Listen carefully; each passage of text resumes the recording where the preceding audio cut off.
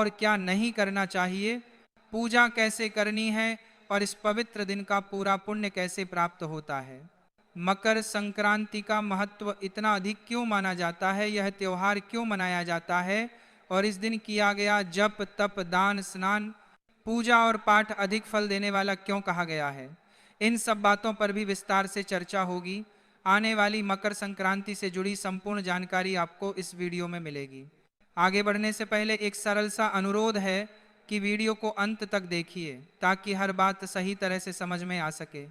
यदि वीडियो उपयोगी लगे तो लाइक और शेयर जरूर करें ताकि और लोगों तक भी सही जानकारी पहुंच सके।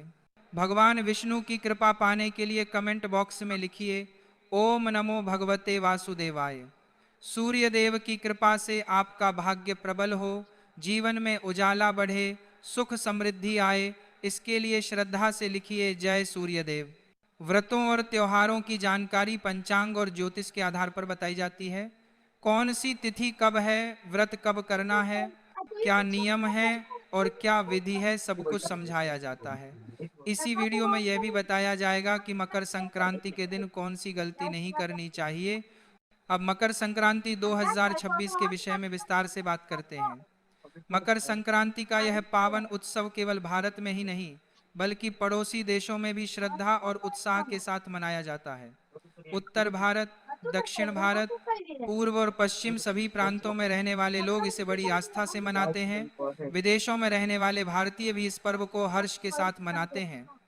इस त्योहार के अलग अलग नाम हैं, कहीं इसे मकर संक्रांति कहा जाता है, कहीं उत्तरायण और कहीं पोंगल के नाम से जाना जाता है, लेकिन भाव हर जगह एक ही है।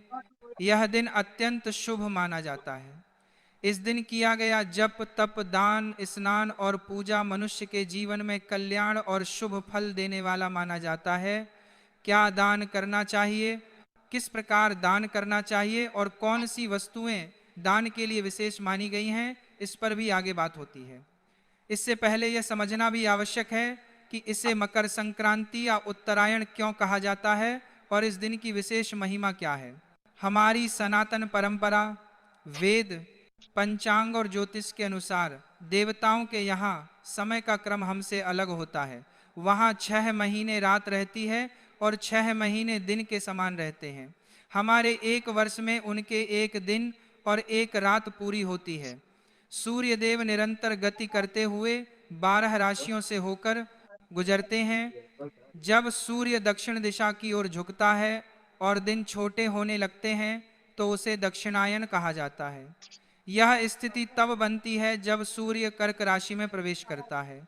इसके बाद जब सूर्य धनु राशि से आगे बढ़कर मकर राशि में प्रवेश करता है तभी से उत्तरायण आरंभ होता है। मकर राशि में प्रवेश का यही क्षण मकर संक्रांति कहलाता है।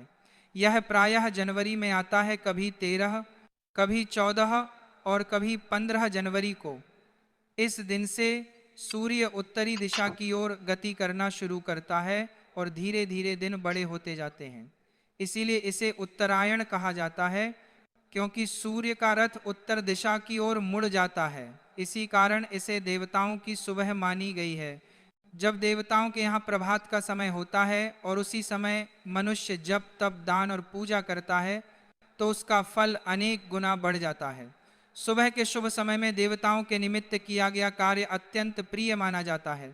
जरूरतमंद की सहायता करना, ब्राह्मणों को दान देना, देवताओं और पितरों के लिए तर्पण करना, भगवान का स्मरण करना, इन सब से जो पुण्य प्राप्त होता है वह सामान्य दिनों की तुलना में बहुत अधिक होता है।